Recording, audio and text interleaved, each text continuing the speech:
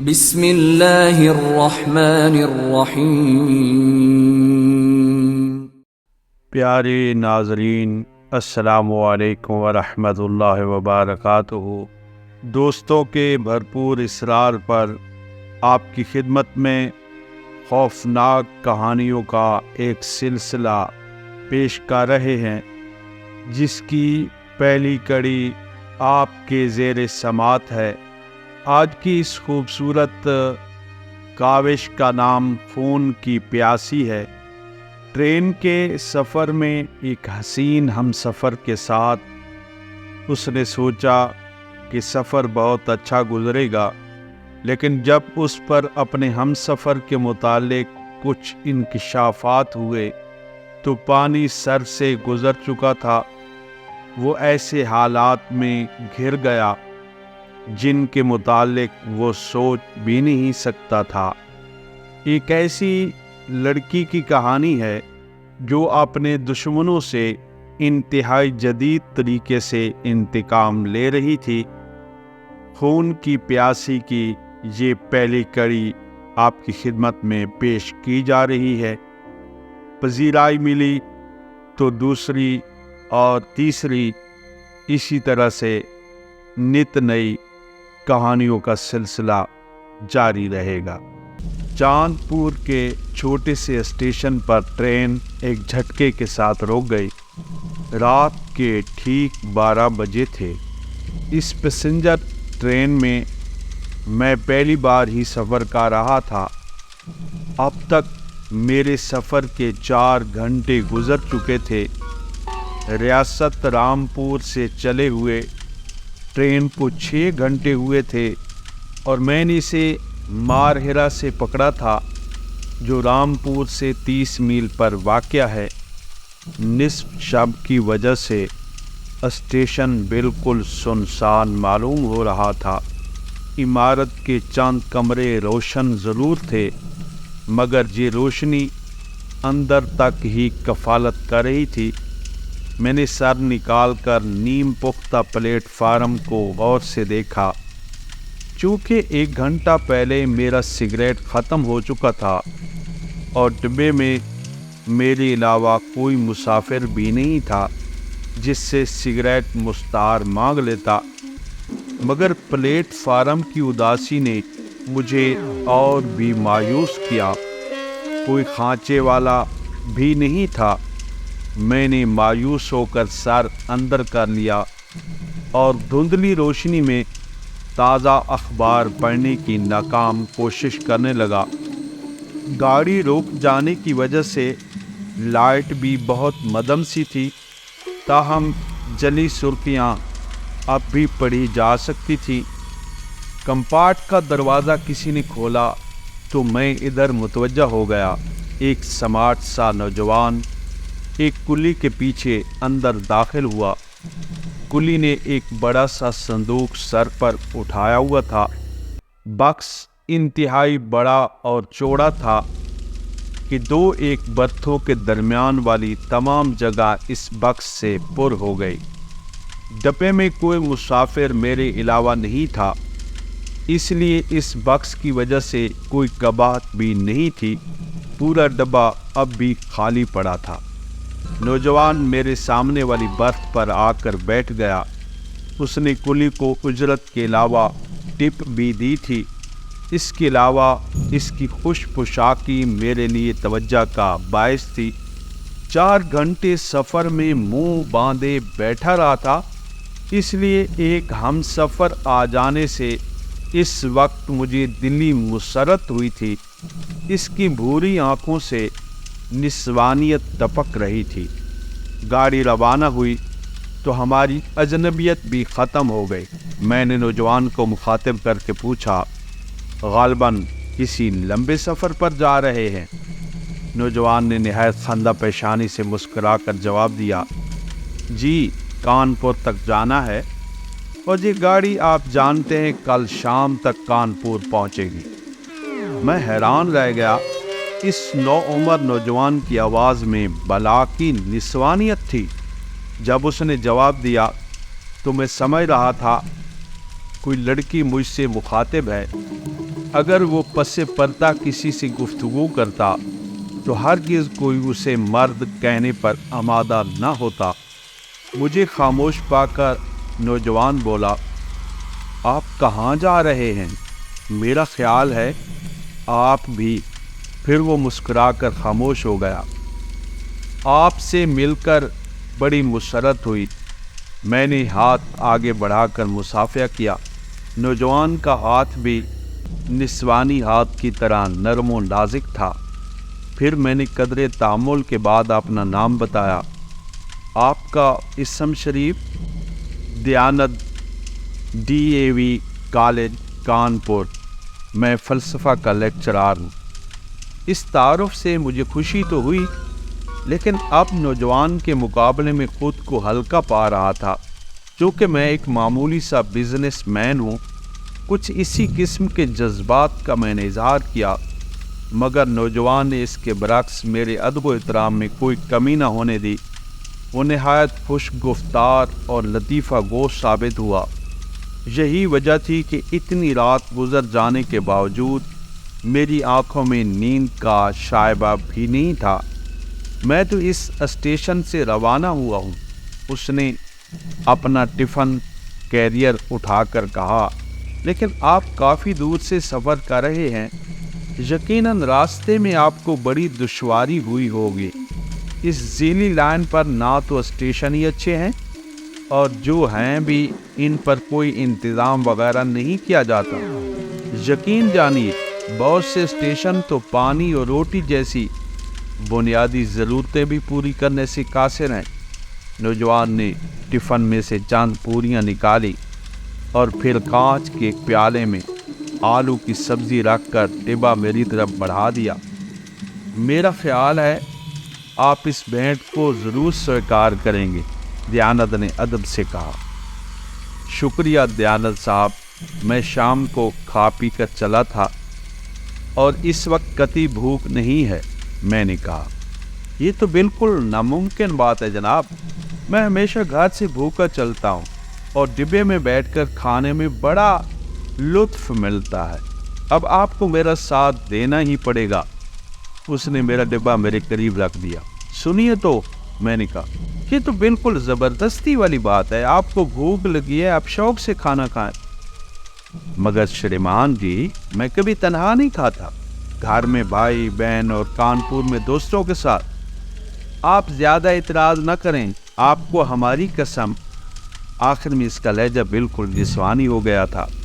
دیانت کا خلوص قابل ستائش تھا، اس لیے مجبوراً مجھے اس کی پیشکش قبول کرنا پڑی۔ یوں بھی سفر کی وجہ سے کھانا جلد ہضم ہو گیا تھا۔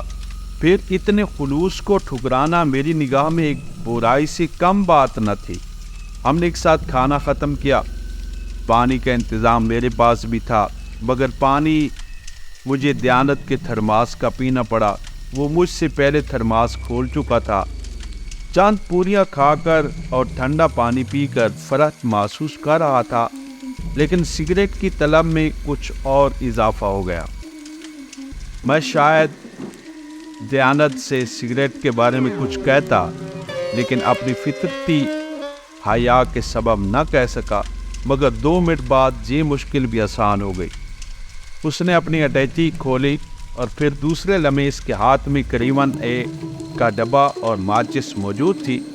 میں نے دزدیدہ نظروں سے سگریٹ کے ڈبے کو دیکھا، مگر پھر فوراً ہی دوسری طرف دیکھنے لگا۔ شاید دیانت میری دلچسپی کا راز پا گیا تھا۔ اس نے سگریٹ کا ڈبہ کھول کر میری طرف بڑھا دیا اور کمال شائستگی سے کہا، آپ شوق فرماتے ہو تو سگریٹ حاضر ہے۔ شکریہ۔ میں نے ایک سگریٹ نکال لیا اور جب دیانت بھی اپنی سگریٹ ہونٹوں میں دبا چکا تو اس نے ماچس جلا کر پہلے میری سگریٹ جلائی، پھر اپنی سگریٹ سلگانے لگا۔ میں درمیانے درجے کا سگریٹ پیتا ہوں، اتنا اعلیٰ سگریٹ بس کبھی کبھار ہی پی ہے، شاید اس لیے چند کش لینے کے بعد میرا جسم سناٹے میں آ گیا۔ میں نے سوچا شاید یہ اس وجہ سے ہو کہ میں نے بہت دیر سے سگریٹ نہیں پیا ہے۔ دوسرا خیال یہ بھی تھا کہ اعلیٰ کوالٹی کے سگریٹ میں نشہ کچھ زیادہ ہوتا ہے۔ सिगरेट ख़त्म होने से पहले ही मेरी हालत गैर हो गई। अब मैं बिल्कुल मजबूर सा हो गया था। हाथ पांव हिलाने की सकत भी नहीं थी। यहाँ तक कि जलता हुआ सिगरेट भी बर्फ पर ही गिरा दिया, जिससे दयानंद ने बुझाकर बैर फेंक दिया। दयानंद उसी वक्त उठकर खिड़कियां बंद करने लगा। फिर वो दरवाज़ा अंदर से बंद करके वापस आ गया। अब उसके चेहरे पर बड़ी पुरअसरार मुस्कुराहट थी। मैं टिक उसे देखे जा रहा था, मगर हिलने जुलने और बोलने की ताकत सलब हो चुकी थी। मेरे हवा से खमसा पूरी तरह बेदार थे, मगर कुव्वत अमल बिल्कुल मफकूद हो चुकी थी। और जब दयानंद ने मुझे बाहों से पकड़कर उठाया तो मेरी हालत एक अपाहिज से मुशाबह थी। दयानंद ने मुझे सीट से उठाकर निचली बर्थ पर लिटा दिया। इसके बाद वो चाबी से बड़े ट्रंक का दरवाज़ा खोलने लगा। मैं इसकी तमाम हरकत देख रहा था, हर आर्ट सुन रहा था, मगर ज़ुबान बोलने से माजूर थी। ट्रेन अपनी अमूमी रफ्तार से छक छक करती चली जा रही थी। इन दिनों तमाम गाड़ियां कोयले से चला करती थी और ऐसी गाड़ियां छोटे स्टेशनों पर भी काफ़ी देर रोका करती थी। मील ट्रेनों के मुकाबले में इन गाड़ियों में तकलीफ़ तो ज़्यादा होती थी, मगर गांव और कस्बात के बाशिंदों को ऐसी गाड़ियां बहुत मुनासिब रहती थी। अव्वल तो हर स्टेशन पर रुकने की वजह से सवारियां आराम से चढ़ उतर सकती थी। फिर ये कि इन गाड़ियों की तादाद भी खासी थी, जिसकी वजह से ट्रेन में ज़्यादा रश भी नहीं होता था। 15-20 मिनट गुजर चुके थे। गालबन कोई स्टेशन आने वाला था। गाड़ी की रफ्तार कुछ कम हो गई थी, मगर दयानंद ने कमाल महारत का सबूत देते हुए इसी वक्त ट्रंक का ताला खोल दिया। बाद अज़ा इसका भारी भरकम ऊपरी ढक्कन उठा दिया। अब वो मेरी तरफ मुतवज्जा हुआ। मैं हैरत से उस नौजवान की हरकत देख रहा था।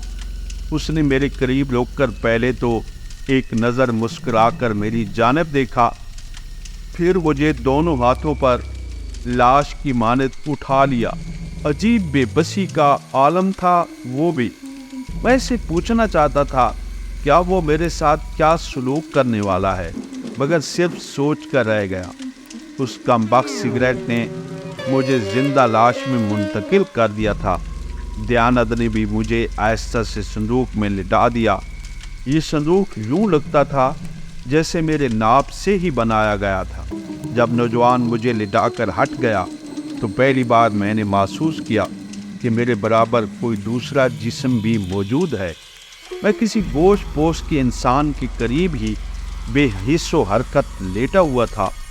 बराबर वाले जिस्म की गर्मी और साखत का अंदाज़ा इसकी कुर्बत से वाज़े हो रहा था, और मैं ये जान चुका था कि ये भी मेरी तरह कोई इस बला का शिकार है।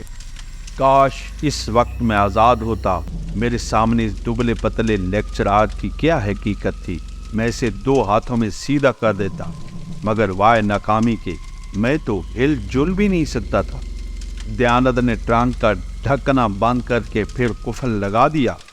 ट्रेन अब काफ़ी आहिस्ता हो चुकी थी। वो शायद रुकने वाली थी। धचके कम होते हुए नफ़ी की हद तक रह गए थे, और अब यूं लगता था जैसे गाड़ी पानी पर तैर रही हो। फिर मामूली सा धचका लगा और जंजीरें बजने की आवाज़ पैदा हुई। गाड़ी किसी स्टेशन पर खड़ी हो गई थी।